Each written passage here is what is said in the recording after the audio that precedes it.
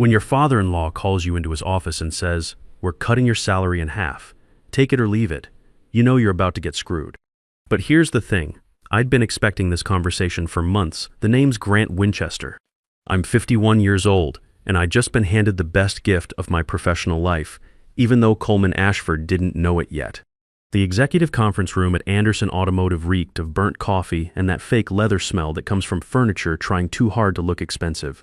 Coleman was already planted in his oversized chair when I walked in, shuffling through paperwork like he was handling classified intel instead of quarterly reports for a mid-sized automotive supplier in suburban Detroit.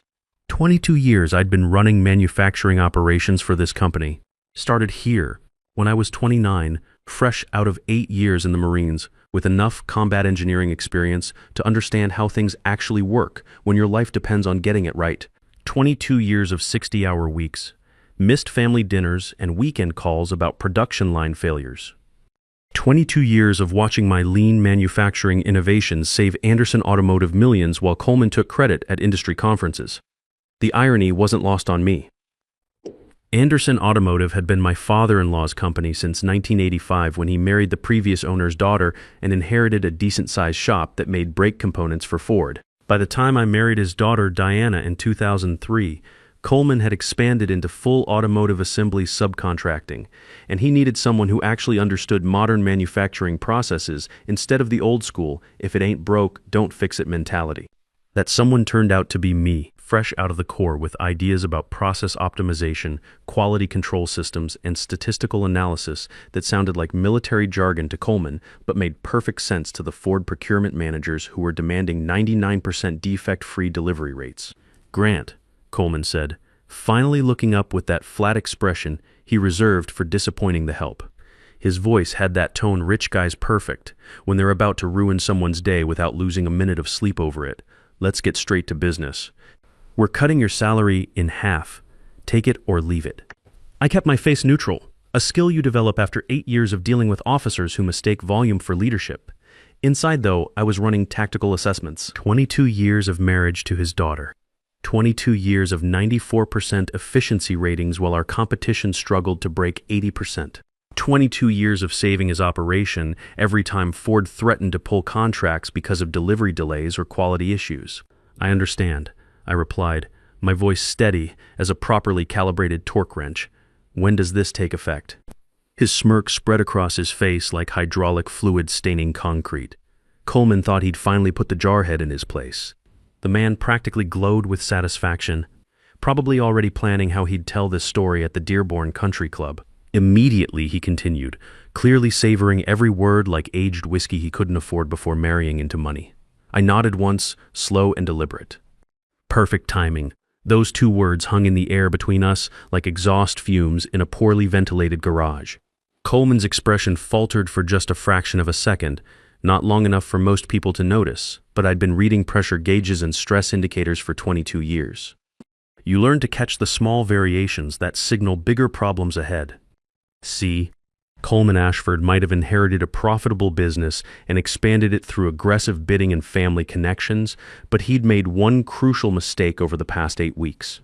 He'd underestimated the guy who actually kept his production lines running at 94% efficiency, while his competition struggled with outdated equipment and management practices that belonged in the 1980s. The beautiful thing about working in automotive manufacturing is that everything runs on relationships and reputation. When Shane Miller at Hughes Industrial Solutions needed someone to troubleshoot a defect rate problem that was costing them their GM contract, he didn't call Anderson Automotive's main office.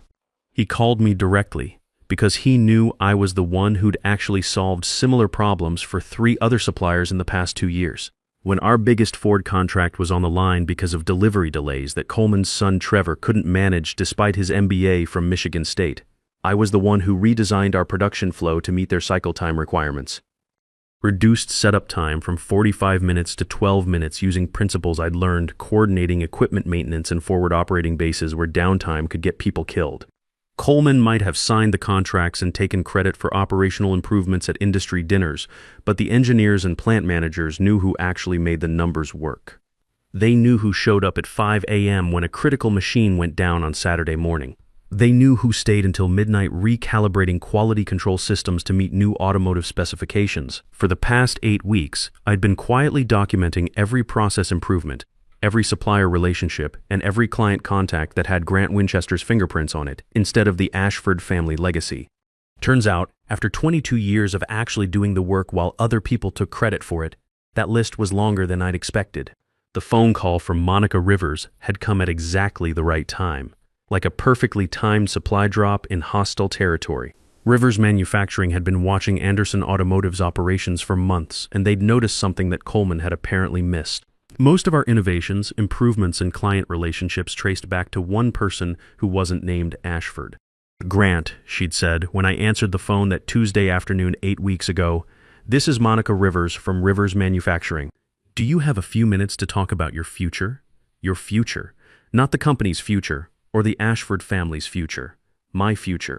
When was the last time someone at Anderson Automotive had asked about Grant Winchester's professional goals instead of assuming I'd be grateful for whatever opportunities fell off Coleman's table? "I've got time," I'd replied suddenly, more interested in this conversation than the production variance reports I'd been reviewing. Monica Rivers had a reputation in the industry that made grown procurement managers nervous and competitors lose sleep.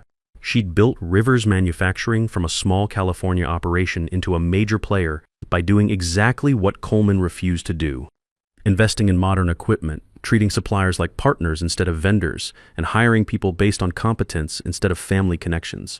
"We've been watching your work at Anderson for quite some time," she'd continued, her voice carrying that West Coast confidence that comes from building something real instead of inheriting it. "Your lean manufacturing implementations are exactly what we need for our Midwest expansion. More importantly, your reputation with the UAW leadership could be invaluable." The UAW connection was something Coleman had never fully appreciated. Wade Thompson, the local rep, had been dealing with Anderson's management for 8 years, and he'd learned to work around Coleman's old-school attitude toward union relationships. But Wade and I had developed mutual respect based on something revolutionary: actually listening to what the floor workers said about safety concerns and process improvements. When I'd proposed implementing workplace organization principles 2 years ago, Wade had been the one who helped me sell it to the shop floor guys, who'd been skeptical of anything that sounded like management consultant nonsense. We'd started with one assembly station as a pilot program, and within 3 months, we'd reduced setup time by 35% while cutting workplace injuries by half. Coleman had taken credit for the safety improvement numbers in his annual report to the board, but he'd never bothered learning what the program actually meant or why it worked. To him, it was just another acronym that Grant had implemented to make the insurance company happy. "The offer is straightforward," Monica had explained during that first phone call. "VP of Manufacturing Innovation, full authority over production systems design, 40% salary increase over your current compensation, and equity participation that could set you up for early retirement if our expansion meets projections." 40% over my current salary would have been impressive enough. But the equity stake made it clear that Rivers Manufacturing wasn't just hiring another employee. They were looking for a partner who could help them revolutionize automotive supply chain management across the Midwest. More importantly, Monica understood something that Coleman had never figured out in 35 years of business ownership. In automotive manufacturing, relationships matter more than corporate letterhead, and trust matters more than family connections. The suppliers who kept Anderson Automotive running, companies like Torres Components and Davis Precision Systems, had been dealing with me directly for years because I was the one who actually understood their capabilities and limitations. When Angela Torres needed to retool her operation to meet new Ford specifications, she called me at home on Sunday morning because she knew I'd have practical suggestions instead of corporate bureaucracy. When Carlos Mendez at Midwest Logistics was having quality control issues with his heat treating process, we'd worked together for 3 weekends straight until we figured out that his furnace temperature was drifting 15 degrees during long production runs. Coleman never knew about those problem-solving sessions because he was too busy playing golf with potential investors to notice the details that kept major contracts from going to competitors. The client relationships were even more telling. Rachel Davis at Parker Automotive Systems had been frustrated for months with delivery delays that Coleman's son Brady kept promising to fix but never addressed. Brady had a finance degree and could analyze cost structures all day long, but he'd never spent time on a production floor understanding why setup changeovers were taking 45 minutes instead of the industry standard 20 minutes. During our last quarterly review meeting, Rachel had made her position crystal clear. Grant, you've been the only reason we've stuck with Anderson this long. Your process improvements saved us $18,000 last year and reduced inventory costs alone. If you were working somewhere else, somewhere that actually gave you the authority to implement your ideas instead of just suggesting them, we'd seriously consider following you. Following me, not following Anderson Automotive or the Ashford family reputation. Following Grant Winchester's track record of actually solving problems instead of just talking about solutions. The hardest part about Monica's offer wasn't the professional opportunity. It was keeping it quiet at home. Diana had started noticing my late nights and phone calls, but her curiosity operated about as deep as a surface inspection. When she asked where I'd been, I'd tell her the truth. Company business. She just assumed I meant her father's company. You've been working so hard lately, honey, she'd say, not looking up from whatever home renovation show was occupying her attention that particular evening. Dad must really be keeping you busy with end-of-quarter reports. Diana lived in a world where Daddy always knew best, and Grant always did what he was told. The possibility that I might be planning my own professional future instead of just accepting whatever Coleman decided it should be had probably never crossed her mind. But living with the Ashford family for 22 years had taught me something valuable about reading between the lines. When Coleman's sons, Trevor and Brady, started showing up for casual family dinners more often than usual, asking careful questions about production schedules and client relationships, I knew something was brewing. The salary cut hadn't come out of nowhere. It was part of a larger plan to squeeze me out while keeping access to the relationships and innovations I'd built over 2 decades. Coleman figured that cutting my pay would either force me to quit, leaving behind everything I'd developed, or make me desperate enough to accept whatever terms he offered to stay. What Coleman hadn't counted on was that I'd been documenting everything for weeks, not out of paranoia, but out of professional habit. When you're responsible for maintaining 94% efficiency ratings across 6 production lines, you learn to track variables that affect performance. And in this case, the biggest variable affecting Anderson Automotive's performance was family politics interfering with operational decisions. Take the incident 3 months ago when Trevor convinced Coleman to switch to a cheaper supplier for our hydraulic components. The new supplier's lead times were 30% longer, and their tolerance specifications were loose enough to drive a forklift through. I'd run the numbers and presented a detailed analysis showing that the cost savings would be wiped out by increased setup time and higher defect rates. Coleman had listened to my presentation with the kind of polite attention you give to insurance salesmen, then went with Trevor's recommendation anyway because the boy needs to learn the business. Within 6 weeks, we were dealing with a quality crisis that cost us a $500,000 Ford contract and nearly triggered a UAW grievance over defective equipment causing safety hazards. Guess who got blamed for not anticipating the supplier's quality control problems? And guess who worked 80-hour weeks for the next month, redesigning our inspection protocols to catch defects that shouldn't have been there in the first place? But I'd learned something valuable from that disaster.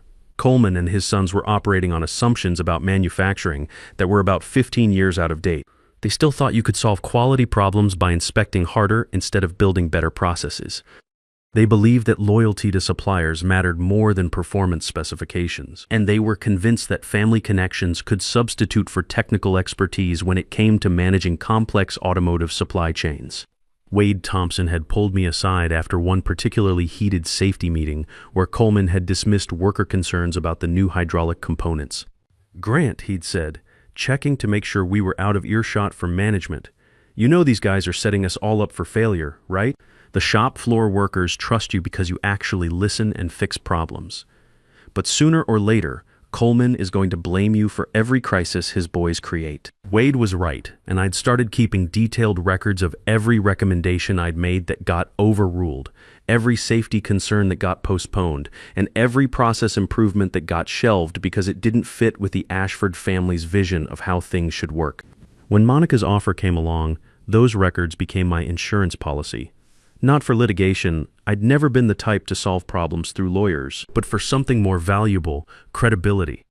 Every supplier relationship I'd built, every process improvement I'd designed, every client problem I'd solved, all of it was documented with timestamps, email trails, and measurable results. After 22 years of having my work attributed to company leadership and my setbacks blamed on operational challenges, I finally had proof of what Grant Winchester had actually contributed to Anderson Automotive's success. The proof came in handy during my second conversation with Monica when she'd asked the question that separated serious job opportunities from fishing expeditions. If you joined Rivers Manufacturing, what would you bring with you besides experience? I'd been ready with specifics. Supplier relationships worth $15 million in annual contracts. Quality control systems that had reduced defect rates by 60% over 3 years. Safety protocols that had cut workplace injuries by half while increasing productivity. Client relationships where procurement managers requested me personally for technical problem solving. More importantly, I'd brought something that you can't buy or inherit, the trust of people who actually make things work. UAW leadership who knew I'd fight for reasonable safety standards. Suppliers who knew I'd work with them to solve problems instead of just demanding better performance. Clients who knew I'd deliver solutions that actually worked instead of promises that sounded good in meetings. Monica had been impressed enough to arrange a face-to-face meeting in Detroit, where I'd gotten my first look at Rivers Manufacturing's operation. The difference between their facility and Anderson Automotive was like comparing a modern Formula One garage to a 1980s community college auto shop. They had real-time production monitoring systems that tracked efficiency metrics I could only dream about implementing at Anderson. Their quality control used statistical process control with automated data collection that made our clipboard and spreadsheet approach look like we were running a lemonade stand. And their employee training programs actually taught people about lean manufacturing principles instead of just expecting them to figure it out through trial and error. This is what modern automotive manufacturing looks like, Monica had explained as we walked through their main production area. Predictive maintenance schedules based on actual equipment performance data. Inventory management that responds to real demand signals instead of guesswork. Quality systems that prevent defects instead of just catching them after they happen. But the most impressive thing wasn't the technology. It was the culture. Workers at Rivers Manufacturing actually suggested improvements instead of just following orders. Supervisors collaborated with engineers instead of treating them like troublemakers. Management made decisions based on data instead of politics. Standing in that facility, watching efficiency and innovation work together like they were supposed to, I'd realized something that probably should have been obvious years earlier. I'd been wasting my talents trying to modernize a company that was fundamentally committed to staying stuck in the past. Coleman Ashford wasn't just resistant to change. He was actively hostile to any improvement that might require him to admit that his old-school approach wasn't the best way to run a modern manufacturing operation. And his sons were following the same pattern, treating the business like an inheritance to be preserved instead of an operation to be optimized. That's when I'd made my decision not just to accept Monica's offer, but to do it in a way that would send a clear message to every supplier, client, and competitor in the Midwest automotive industry. The annual Manufacturing Excellence Conference in Chicago was coming up in 2 weeks. Anderson Automotive was a platinum sponsor, which meant Coleman would be delivering a keynote presentation about traditional values and proven methods to an audience of industry professionals who actually understood what modern manufacturing excellence looked like. Monica had secured a last-minute speaking slot after another company pulled out due to budget constraints. Rivers Manufacturing would be announcing their Midwest expansion during the conference's second day, right after Coleman finished his presentation about maintaining industry leadership through traditional approaches. The timing wasn't accidental. Monica had a sense of dramatic timing that I was really starting to appreciate. Is there anything else you'd like to discuss? I asked Coleman, standing up from my chair with the kind of calm that probably made him wonder if I'd been hitting the bourbon before our meeting. Coleman waved a dismissive hand. That's all. Grant, I'm sure you understand the position the company is in. The position the company was in, right? The company that had just posted record quarterly profits thanks to lean manufacturing implementations I'd spent 3 years perfecting was apparently so financially stressed that they needed to cut my salary in half. Made perfect sense when you didn't think about it at all. I walked toward the door, then paused with my hand on the brass handle. Coleman, I want you to know that I really do appreciate everything you've done for me. His chest puffed up like a compressor reaching maximum pressure. Well, Grant, I've always tried to take care of family.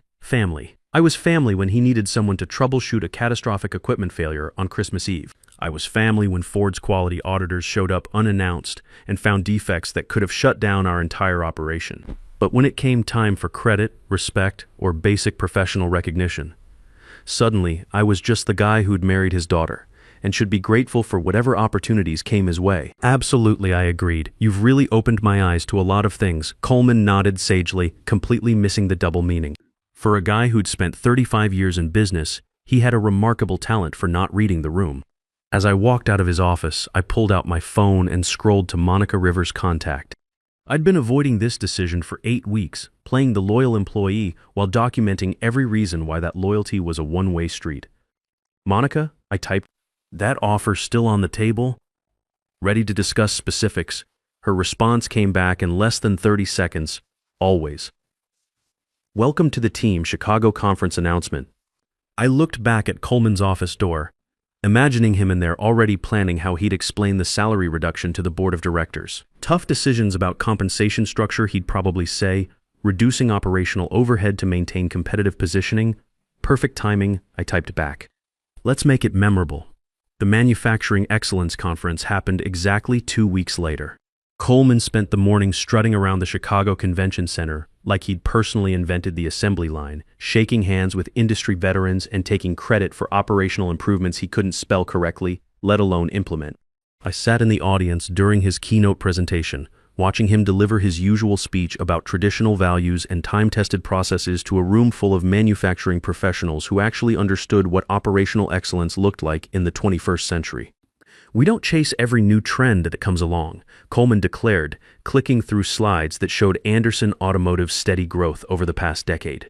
We focus on proven methods, reliable partnerships, and the kind of hands-on leadership that can't be replaced by consulting reports or business school theories. Proven methods, reliable partnerships, hands-on leadership. He was basically taking credit for everything I'd been doing for 22 years while making it sound like innovation was some kind of dangerous experiment that threatened the natural order of manufacturing. The audience was politely attentive, giving him the kind of scattered applause that conference attendees perfect after years of sitting through presentations that range from mildly useful to actively painful. Then the conference moderator introduced Monica Rivers. Thank you all for being here today. Monica began, her voice carrying easily through the convention center sound system. I want to talk about something that's been on my mind lately, the difference between maintaining yesterday's standards and actually leading tomorrow's innovations. She was taking everything Coleman had just said about traditional values and turning it into an argument for why those things were actually limitations in a rapidly changing market. Brilliant.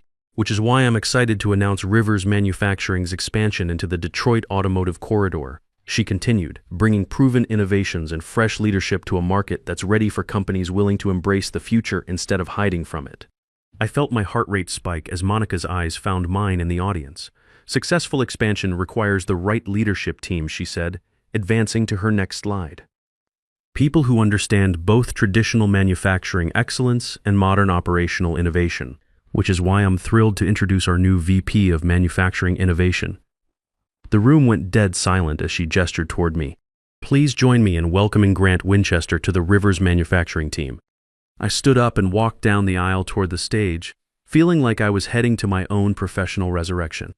500 industry professionals, including every major player in the Midwest automotive supply chain, watching as I shook hands with the CEO who just declared war on everything my father-in-law represented. Behind me, I could hear Coleman's sharp intake of breath, the kind of sound a man makes when he realizes his house is on fire and the fire department is busy washing their trucks. Grant brings 22 years of proven manufacturing excellence and established industry relationships to our Detroit expansion. Monica announced to the crowd, his innovations have consistently delivered measurable results, and we're confident his leadership will make our Midwest operations profitable from day one. 6 months later, I was standing on the production floor of Rivers Manufacturing's new Detroit facility, watching assembly lines that operated at 97% efficiency move automotive components with precision that made Coleman's operation look like a high school shop class. The numbers told the story better than any corporate press release could. Rivers Manufacturing had captured 65% of Anderson Automotive's major accounts within 4 months. Key suppliers had followed me to a company that treated them like partners instead of vendors. Even Wade Thompson had helped facilitate a smooth transition for the UAW workers who joined our operation when Anderson's contracts started drying up. Coleman's company was hemorrhaging talent and contracts. Last I heard, they'd laid off 40% of their workforce and were desperately trying to find a buyer before bankruptcy became inevitable. Trevor and Brady were scrambling to save what they could, finally learning what happens when you mistake inherited privilege for earned competence. Coleman tried calling me exactly once, about 3 months after the conference. His voicemail was a masterpiece of corporate desperation disguised as family reconciliation. Grant, I think there may have been some misunderstandings about your role in compensation. Perhaps we could discuss how to move forward in a way that benefits everyone involved. Misunderstandings about my role. I deleted the message without calling back. Deanna filed for divorce 4 months later. She'd finally figured out that Daddy's golden boy wasn't so golden anymore, and being married to the guy who'd exposed the family business as a house of cards wasn't going to help her social standing at the country club. I signed the papers without contest. After 22 years of marriage, we'd become strangers anyway. These days, industry publications call me the engineer who modernized Detroit manufacturing, which is probably giving me more credit than I deserve, but sounds pretty impressive on business cards. The truth is simpler. I just stopped accepting a situation that wasted my capabilities and started working for people who recognized what I brought to the table. Standing in that production facility, watching innovation and efficiency work together like they were designed to, I realized something that probably should have been obvious years ago. Sometimes the biggest risk isn't taking a chance on something new. Sometimes the biggest risk is staying loyal to people who've never earned that loyalty in the first place. Your worth isn't determined by who's willing to pay you. It's proven by who's willing to follow you when you walk away from those who don't appreciate what you bring to the table. In the Marines, we learned that respect is earned through actions, not inherited through bloodlines. Some battles choose you, and when they do, you fight with everything you've learned. Sometimes the most dangerous loyalty is the one you give to people who mistake your dedication for desperation because they'll keep cutting your value until you finally realize you were never the problem, you were just in the wrong place. The most powerful revenge isn't destroying your enemies. It's building something so successful that they destroy themselves trying to compete with what they threw away.